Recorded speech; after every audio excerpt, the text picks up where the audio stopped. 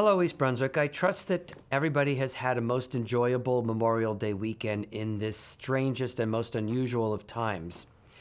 If you've not had a chance to review our Memorial Day virtual service, please tune in to EBTV Channel 26, to some of the YouTubes that are circulating on social media, or you could view it on our township website.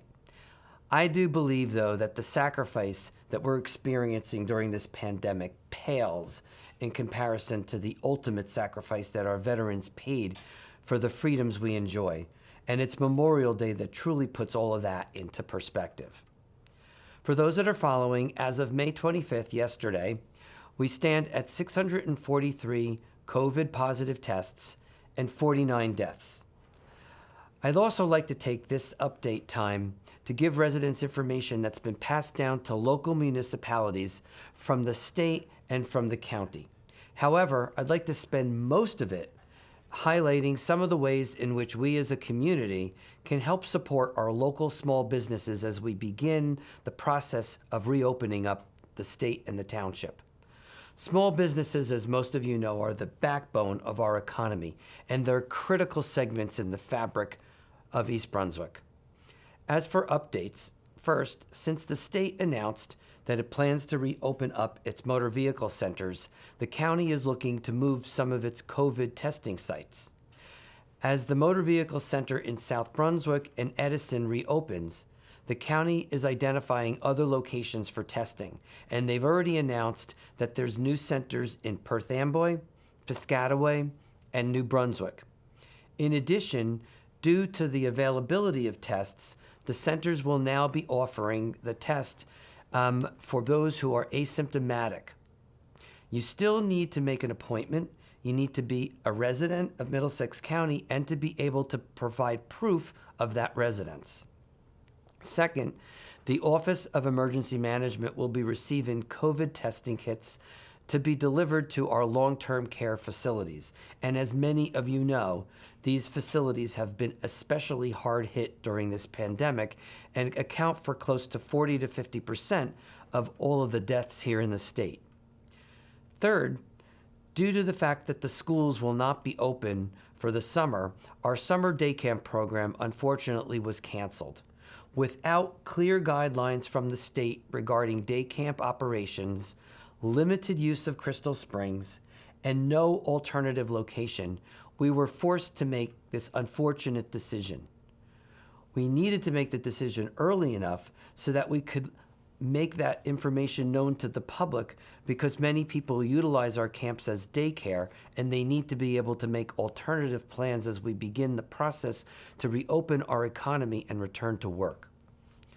Fourth, despite the not opening on Memorial Day, we do plan to open Crystal Springs Water Park on or about July 1st. The park will comply with whatever guidelines are in place during the summer and may change as conditions change. We will only be offering day passes, and East Brunswick residents will be allowed into the park 1 hour before it's open to the general public. There will be no food concession stands, so you'll need to bring your own food, and you will also need to bring your own chairs or lounges, and grills will be closed. Please look for further information on the website for Parks and Recreation Department for the township. Fifth, the governor announced that the phasing of the reopening process and emphasized that the movement from one phase to another will be dictated by the science and the results of epidemiological data regarding any uptick in disease. So clearly, we're going to need to have flexibility built in order to move in and out of these phases based on the virus. We're presently in phase 1, which allows for limited outdoor recreational activity. Phase 2 is expected within the next few weeks and would include things such as reopening of our restaurants for outdoor and limited indoor service, limited use of our salons and gyms based on CDC guidelines, and it will also allow for limited opening for childcare, our library, cultural, and religious sites. Phase 3 would include more downtown retail, indoor retail, expanded childcare, and other services. And then the fourth phase would be the yet defined new normal as we await either a treatment or a vaccine. The federal $2 trillion CARES Act, which was passed a few weeks ago, only provides money for COVID-related expenses. And while we are keeping records of our expenses, this money has actually already been received by Middlesex County. And the county will be collecting worksheets from each municipality and then finally distributing its share of the money relatively soon. Within the CARES Act is also community development block grant money in this bill, and that I will address a little bit later when I start talking about how we can help our small businesses. But COVID-related expenses is not the largest or greatest issue facing our township. Like most municipalities, we are already suffering and will continue to suffer from a critical reduction in revenues. Legislation that's aimed at addressing this local revenue loss is being proposed in Congress as we sit, and our legislators are working in a bipartisan way to convince the Senate and the President to sign this package. The bill, if it's enacted, is called the SMART Bill and calls for $5 billion in relief and is to be distributed in thirds. 1/3 is based on your state population. The second third is going to be based on the amount of revenue lost by the state. And the final third is going to be based on the number of COVID-19 cases in your state. This would go a long way to supporting our first responders, your police, our essential workers, doctors, nurses, public works, and the entire educational programs, all of which will suffer from severe reductions in staff due to this massive loss in revenues. Now, the governor announced this past weekend that through the year 2021, that the expected loss of revenues for our state will approach $10 billion. These losses have not been seen since the Great Depression, and we are all going to need to work together. We are going to need to call, write, or email our representatives on both sides of the aisle in order to gain support for this legislation that's designed to help us and help us dig out of the hole that we're in right now. But as promised, I did want to talk about our small businesses. In light of what's going on, I am beginning to see a crack and the light's starting to show through on our local economy. And so we are all depending on each other to help our businesses survive. So let me go over some of the steps that not only my administration, but our township council have already undertaken or will intend to undertake as we help to ignite this vital part of our community. First, with the reopening of restaurants in Phase 2, this process will allow for outdoor service. The Township Council just last week announced that our planning department will be accepting applications now for our merchants to provide plans for outdoor seating.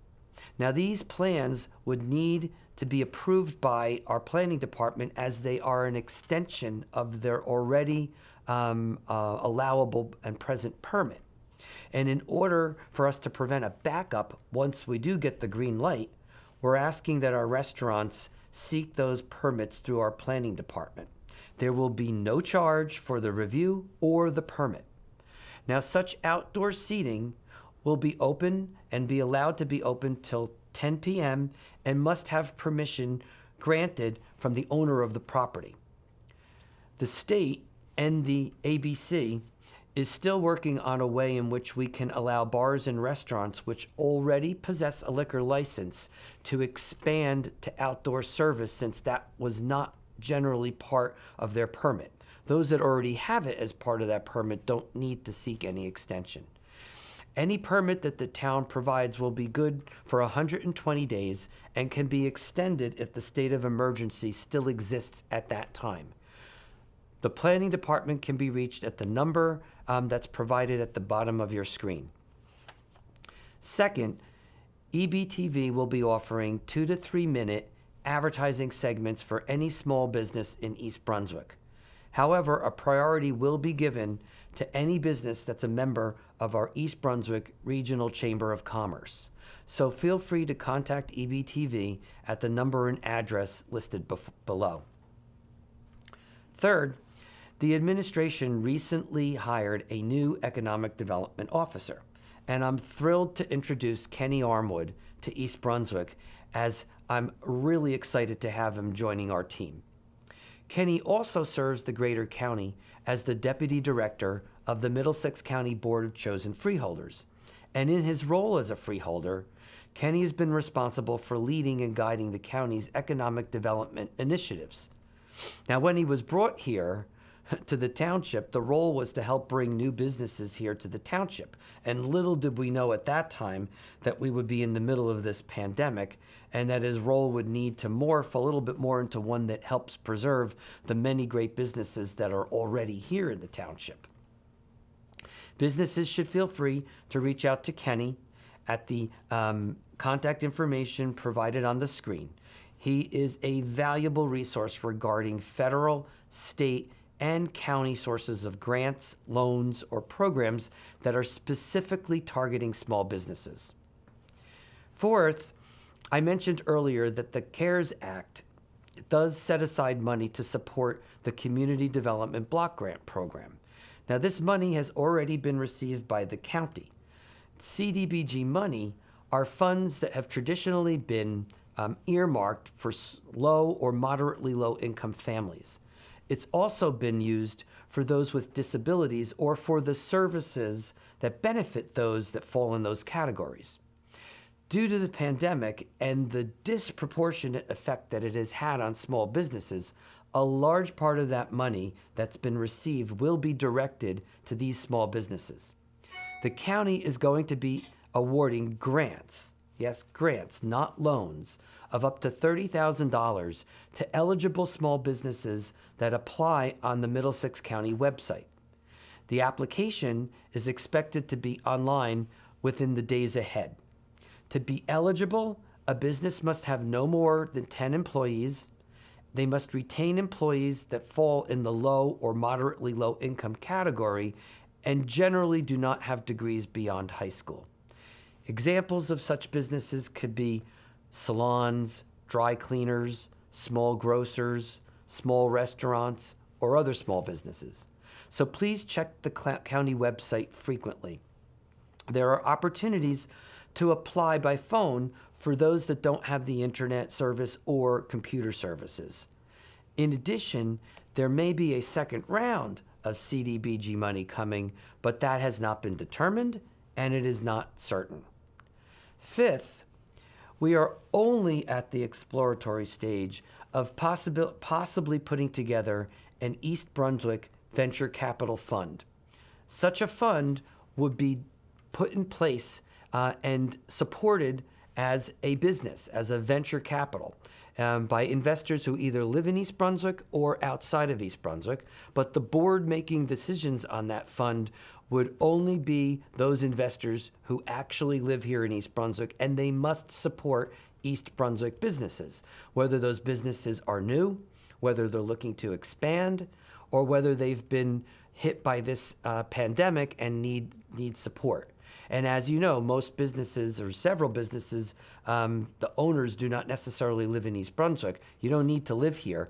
But the people who would be applying for those business venture capital funds must have businesses in East Brunswick. As many of you know, not all of our local businesses are owned by people who live here in East Brunswick. So please help us distribute this information to businesses that you either frequent or those that you believe would benefit from some of the programs that we spoke about today. I'd like to thank our Township Council, our dedicated East Brunswick staff, the East Brunswick Regional Chamber of Commerce, and our residents, as they have all been helpful in our attempts to support our small businesses, especially during this pandemic. As I always say, no one has cornered the market on good ideas. So if you believe that you've got a great idea on how we can help our valued businesses, please forward that information or your ideas to me at my phone number, which is 732-390-6810. You could write to me, 1 Civic Center Drive, East Brunswick, or you can email me at bcohen@eastbrunswick.org. Please enjoy the great weather we're having. Stay well and stay safe.